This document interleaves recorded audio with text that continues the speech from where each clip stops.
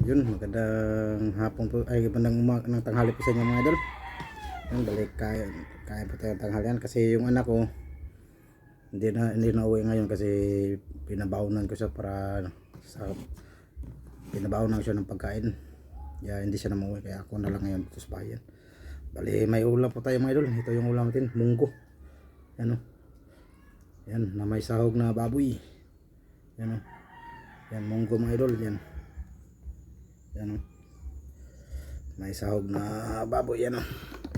Yan po mga idol o. Yan.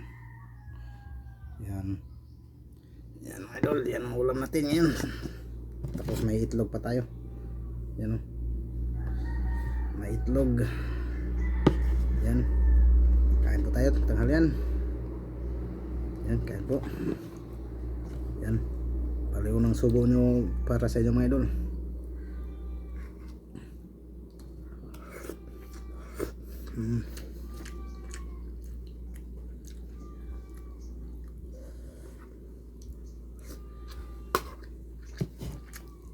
Ito sa itlog.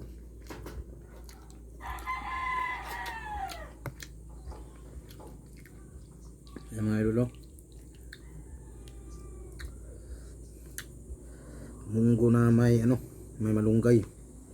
Wala naman tayong dahon palaya, ang palaya, kaya malunggay na lang. Ang sahog ng mga baboy.